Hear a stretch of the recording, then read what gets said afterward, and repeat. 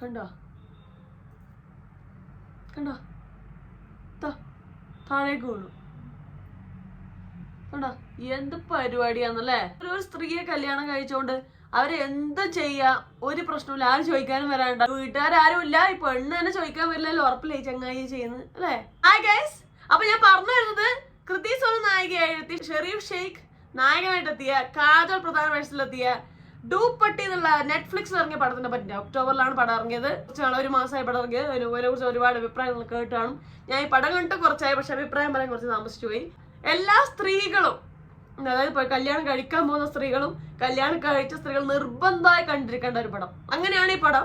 ഇപ്പൊ ചിലവര് ഭയങ്കര ബോൾഡായ ലേഡീസ് ഉണ്ടാവും, അതായത് കല്യാണം കഴിഞ്ഞാലും ഏത് ലെവൽ ഓഫ് ഭർത്താവിനെ കിട്ടിയാലും അതിന് ഹാൻഡിൽ ചെയ്യാം ഉള്ളൊരു രീതിയിലുള്ള ലേഡീസ് ഉണ്ടാവും, സ്ത്രീകളുണ്ടാവും, പെൺകുട്ടികളുണ്ടാവും.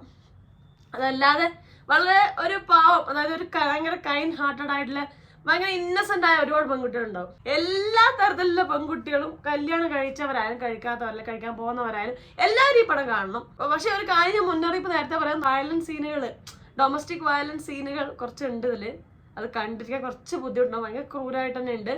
പക്ഷെ കണ്ടിരിക്കേണ്ട ഒരു പടമാണ് ഡൂപ്പട്ടി. ഇതിൽ ഡൂപ്പട്ടി എന്ന് പറയുന്നത് 2 കാർഡ്സ് എന്നാണ് മീനിങ്. ഇതിൽ കൃതി സോനൻ ട്വിൻസ് ആയിട്ടാണ് വരുന്നത്. 2 ക്യാരക്ടേഴ്സ് ഉള്ള ട്വിൻസ്. നമ്മൾ കണ്ടിട്ട് നമ്മൾ ഫ്രണ്ട്സിന്റെ ഇടയിൽ തന്നെ ട്വിൻസ് ഉള്ളവര്, കാണാൻ ഐഡന്റിക്കൽ ട്വിൻസ് ആയവരുണ്ടാവും, കാണാനൊക്കെ ഭയങ്കര സിമിലർ ആയിരിക്കും, പക്ഷെ സ്വഭാവം ഡിഫറെന്റ് ആവാതിരിക്കാം, സെയിം ആവാം. അല്ലാതെ കാണാൻ ടോട്ടലി ഡിഫറെന്റ് ആയിരിക്കും, സ്വഭാവം ഡിഫറെന്റ് ആയിരിക്കാം, ഡിഫറെന്റ് ആവാതിരിക്കാം. അങ്ങനെ കുറെ കാറ്റഗറിയാണ്. 5 വെറൈറ്റി ഓഫ് ട്വിൻസ് സാധ്യതകളുണ്ട്. സിനിമയിലോട്ട് വരുമ്പോൾ കൃതി സോനയുടെ ട്വിൻസ് ആയിട്ട് തന്നെയാണ്, ഐഡന്റിക്കൽ ട്വിൻസ് ആയിട്ട് തന്നെയാണ്, പക്ഷെ സ്വഭാവം ടോട്ടലി ഡിഫറെന്റ് ആണ്. ഞാൻ നേരത്തെ പറഞ്ഞ പോലെ ഒരാള് ഒരു പാവം പിടിച്ച പെണ്ണാണ്, മറ്റേ ആള് ഭയങ്കര ബോൾഡാണ്. എന്നാൽ ഈ 2 പേരും കൂടി ഒരാളെ പ്രേമിക്കുന്നു, അതാണ് സിറ്റുവേഷൻ വരുന്നത്. അതിനുശേഷമുള്ള സംഭവങ്ങളൊക്കെയാണ് സിനിമ പറഞ്ഞു വരുന്നത്. പ്രേമിക്കുന്ന ചെക്കൻ നാർസിസ്റ്റ് ആണെങ്കിലോ ഈ പാവം പിടിച്ച പെണ്ണ് പെട്ടു. അതന്നെയാണ് സംഭവിക്കുന്നത്. കാരണം ഈ നാർസിസ്റ്റ് സ്വഭാവത്തിൽ ഒരു ആദ്യം ഭയങ്കര സ്നേഹം കാണിക്കും. ആ സ്നേഹത്തിൽ ഈ പാവം പിടിച്ച പെമ്പിള്ളർ ഭയങ്കരമായിട്ട് ഇൻഫ്ലുവൻസ്ഡ് ആവും. അവർക്ക് ആ സ്നേഹം തിരിച്ച് വീണ്ടും കിട്ടാനായിട്ട് അവർ എന്ത് വേണം ചെയ്യാൻ തയ്യാറാവും. എങ്ങനെ ഹാപ്പി ആക്കണം, എന്ത് ചെയ്താൽ ഹാപ്പി ആകും എന്നുള്ളൊരു എക്സ്റ്റെന്റ് ഇവർക്ക് ഉണ്ടാവില്ല. ഈ പെമ്പിള്ളേർക്ക് അവരെന്ത് ചെയ്തിട്ടും ഈ ചെക്കനെ ഹാപ്പി ആക്കും. ഹാപ്പി ആക്കിയാലേ ആ സ്നേഹം കിട്ടുള്ളൂ. ശരിക്കും പറഞ്ഞാൽ ആ സ്നേഹം അല്ല, അത് അയാളുടെ സ്വഭാവമാണ്. അയാൾ ആദ്യം ഇനീഷ്യലി ആ ഒരു ട്രസ്റ്റ് ഉണ്ടാക്കാൻ വേണ്ടി ചെയ്യുന്ന, നാർസിസ്റ്റുകാർ ചെയ്യുന്ന ഒരു പരിപാടിയാണത്. അപ്പം ഇത് മനസ്സിലാകാതെ പെൺകുട്ടികൾ അതിനു വേണ്ടി ട്രൈ ചെയ്തുകൊണ്ടേയിരിക്കും. ഈ കുട്ടി ഇങ്ങനെ ആ ഒരു സ്നേഹത്തിനായിട്ട് മാക്സിമം ട്രൈ ചെയ്യുന്നു, പക്ഷെ ആദ്യത്തെ സ്നേഹം പിന്നെ കിട്ടുന്നില്ല. അതിനു വേണ്ടിയിട്ടുള്ള കുറെ പരിശ്രമങ്ങളും അതുണ്ടാക്കുന്ന കുറെ പ്രശ്നങ്ങള് ഈ കുട്ടി പെട്ടുപോകുന്ന ഒരു അവസ്ഥയൊക്കെ ഉണ്ട്. പക്ഷെ ഈ അവസ്ഥയിൽ നിന്ന് ആ കുട്ടി എങ്ങനെ രക്ഷപ്പെട്ടു വരുന്നു എന്നൊക്കെയാണ് പടം കാണിക്കുന്നത്. സത്യം പറഞ്ഞാൽ നല്ലൊരു ടോപ്പിക് തന്നെയാണ്. ഈ ഒരു ഡൊമസ്റ്റിക് വയലൻസ് സംഭവങ്ങളും ഇങ്ങനത്തെ ഭർത്താവുമാരുള്ള സിനിമകളും നമ്മൾ ഒരുപാട് കണ്ടിട്ടുണ്ട്. അതിനെ എങ്ങനെ ഈ പെൺകുട്ടി ഡീൽ ചെയ്യുന്നുള്ള ഒരു സിനിമയും നമ്മൾ കണ്ടിട്ടുണ്ട്. ഇപ്പം ഫോർ എക്സാമ്പിൾ മലയാളത്തിൽ തന്നെ ജയ ഹേ എന്ന് പറയുന്നത് അങ്ങനത്തെ ഒരു പടമാണ്. എന്നുവെച്ചാൽ ആ പെൺകുട്ടി നല്ല ഭർത്താവിനെ കിട്ടണമെന്ന് വെച്ചാൽ കല്യാണം കഴിക്കുന്നു, നാർസിസ്റ്റ് ആയ ഒരു ഭർത്താവിനെ കിട്ടുന്നു, അതിന് മേലെ ഉണ്ടാകുന്ന പ്രശ്നങ്ങൾ ആ കുട്ടി രക്ഷപ്പെടുന്നതാണ്. പക്ഷെ ഈ ഒരു പടത്തിൽ എനിക്ക് കുറച്ച് ഡിഫറെന്റ് ആയി തോന്നിയത് ആ ഒരു വിഷയം തന്നെയാണ് ഇതിൽ ഡിസ്കസ് ചെയ്യുന്നത്.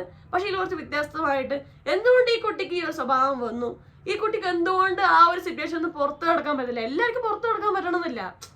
അത് എന്തുകൊണ്ട് ഈ കുട്ടിക്ക് പുറത്ത് കിടക്കാൻ പറ്റുന്നില്ല, അതിന്റെ റൂട്ട് കോസിലൂടെയൊക്കെ സിനിമ പോകുന്നുണ്ട്. അടിപൊളിയായി വന്നിട്ടുണ്ട്, അടിപൊളിയായിട്ടുണ്ട്. അത് മാത്രമല്ല ഡിസ്കസ് ചെയ്യപ്പെടേണ്ട ഒരു കാര്യമാണ്. ആ കുട്ടിക്ക് ഉണ്ടാകുന്ന ട്രോമ, ആ കുട്ടിയുടെ സ്വഭാവം എല്ലാം ഡീറ്റെയിൽഡ് ആയി സിനിമയിൽ ഡിസ്കസ് ചെയ്തിട്ടുണ്ട്. അടിപൊളി പടമാണ്, എല്ലാ സ്ത്രീകളും കണ്ടിരിക്കേണ്ട ഒരു പടമാണ്.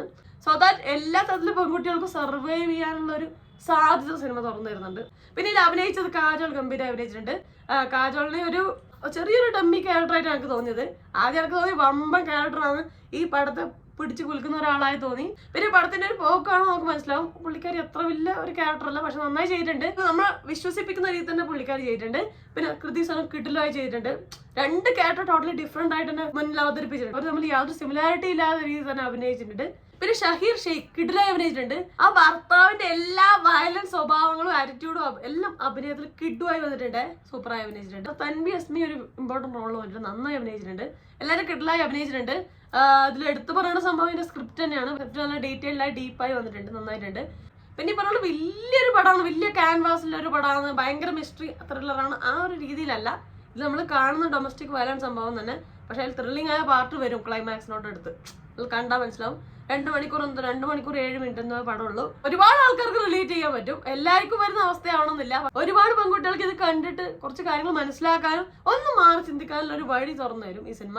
അപ്പൊ എന്തായാലും നെറ്റ്ഫ്ലിക്സിൽ അവൈലബിൾ ആണ്, നിങ്ങൾ കണ്ടു നോക്കുക. നിങ്ങൾ കണ്ടവരാണ് ഇതിനെ കുറിച്ചുള്ള അഭിപ്രായം കമന്റ് ചെയ്യണേ. എങ്ങനെയുണ്ട് ഈ പടം? ഈ ഒരു അവസ്ഥയിൽപ്പെട്ടോ ഇഷ്ടം പോലെ ഉണ്ടാവും എനിക്കറിയാം. അപ്പൊ നിങ്ങളുടെയൊക്കെ അഭിപ്രായം താഴെ കമന്റ് ചെയ്യുക. പടം എങ്ങനെയുണ്ട് താഴെ കമന്റ് ചെയ്യുക. അപ്പൊ അത്രയേ ഉള്ളൂ. വീഡിയോ ലൈക്ക് ചെയ്യുക, സബ്സ്ക്രൈബ് ചെയ്യുക, സപ്പോർട്ട് ചെയ്യുക, ഷെയർ ചെയ്യുക, കമന്റ് ചെയ്യുക. പറഞ്ഞ ഹാപ്പി ആയിട്ടിരിക്കുക. മറ്റൊരു റിവ്യൂ, റിയാക്ഷനോ, സോഷ്യൽ ഇഷ്യൂ നെക്സ്റ്റ് ടൈം കാണാം. അതുവരെ ബൈ ബൈ.